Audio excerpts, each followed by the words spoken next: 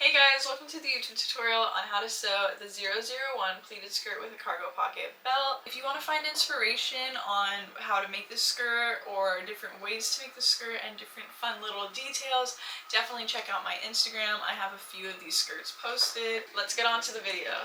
Alright, before we get started, make sure to print the pattern with a border for easier assembly. Measure the scale on the corner to make sure your pattern is accurately printed. Then pull out your supplies. I'm using tape, scissors, a rotary cutter, and a ruler.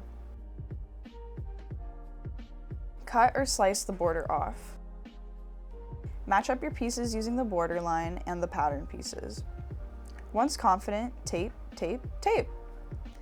When fully assembled, pieces 11, 12, 13, 14, and 15 will attach to create the skirt. 2, 4, and 7 will attach for the belt, bias, and waistband. Numbers 3, 5, 6, and 8 will not need attachment. Once assembled, go ahead and cut out all the pieces. Part 1, skirt construction. The main skirt is what we will pleat. The vertical is the length of the skirt, while the horizontal is the width of the skirt. To make a micro mini skirt, you just have to cut this pattern to your desired length, and don't forget to add seam allowance. On the inverse, if you wanted to make a longer maxi skirt, you just have to add to the length till you're happy with the cut. Again, don't forget to add seam allowance. If you want more volume, bigger pleats, or more pleats, add to the width. My rule of thumb is to always add more than you think you'll need for pleats. Each pattern piece comes with an arrow. This indicates the grain line. Align the point of the arrow to the straight grain of your fabric. When the arrow is diagonal, this represents bias. Bias is a 45-degree angle to the straight grain. We use bias because it has more stretch than cross and straight grain. Simply fold your fabric in half and align the cut on fold side to the edge of the fold. When you cut it, it creates a mirrored piece. In total, you'll have 2 pairs of the waistband back and side and 2 mirrored waistband fronts. In this example, red is going to be our main fabric, while purple is going to represent the lining. Start by attaching the waistband back and side by connecting the notches and pinning outward. When completed, attach the waistband front to the waistband side. Make sure you're connecting based off of the pattern and not the seam allowance. The X's represent the pattern. Once you have everything connected, sew where pinned and repeat for lining. When pressing your seams, press the seam away from the center of the garment. Pressing is when we use an iron to flatten the seams and shouldn't be skipped over. Once pressed, you can go ahead and sew your top stitch, sewing all the seams like so. Align the zipper teeth with the seam allowance line provided on the pattern, not the edge of the fabric. This is just eased to amount for zippers in various widths. Pin the main fabric and start attaching the lining right sides touching. Line up all the seams and repeat lining up the zipper and pinning. Sew along the pinned edges, starting from one end of the zipper to the other. It should look like this. Go ahead and snip off all the corners of the fabric to give us a sharper corner once turned inside out. I like to tug on the zipper teeth to really pull out the corners. Press and top stitch the same edges. When you cut your skirt section, make sure to mark all of the notches. These will become the pleats. Take one notch and fold it from the top to the bottom. Take that fold and connect it to the notch next to it. Repeat for the second side, but fold in the reverse. These are the 2 fold notches. Follow the arrows and connect the folds at the center notch. The bottom of the skirt has a wider seam allowance to account for the double fold hem. Take the edges of the fabric and fold it to the seam allowance line.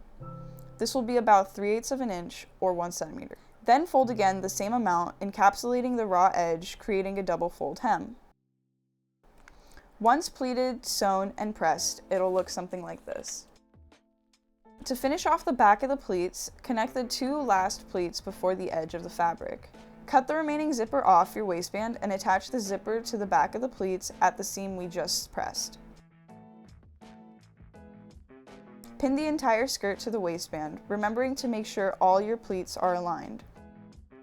Sew along the pin edge and press your seam. If you have a serger, you can serge this edge before top stitching. Here's how it looks on a finished skirt I made. Using the same technique, take your cargo pocket front and join the pleats at the center notch. The outer notch represents the fold out, while the inner notch represents the fold in.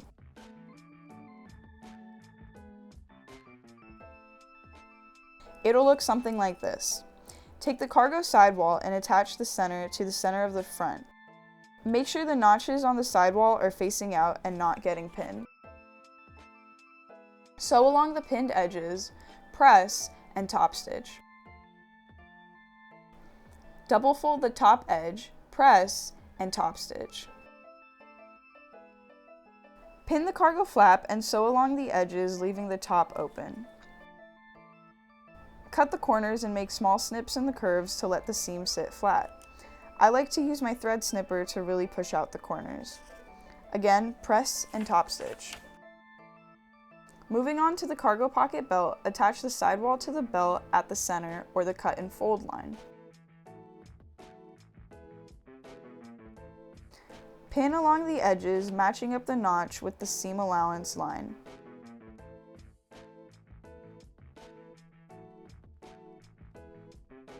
Sandwich the lining with the main belt, right sides kissing. Pin from the center out. Make sure this portion of the notch is folded away from the edge so it doesn't catch when sewn.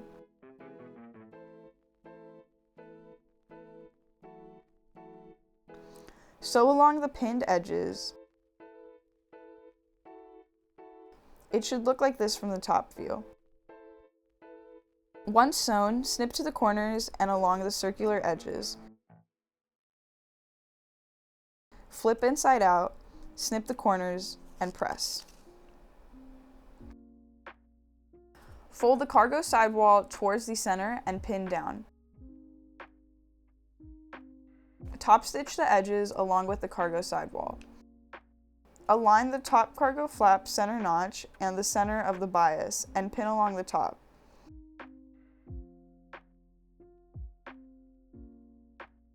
When you reach the end, fold the end over itself like shown and align it with the end of the belt. Sew along the pinned edge and press. Fold the bias towards the seam allowance and then fold that in half again to encapsulate the raw edge. Top stitch and you're all done. It'll look a little something like this with the final fabric. Big shout out to Cecilia, who not only digitized this pattern but also graded it for me. Anyways guys, that's the video. Thank you so much for watching. If you want more content like this, make sure to subscribe. I will be coming out with a lot more patterns this year, don't you fear.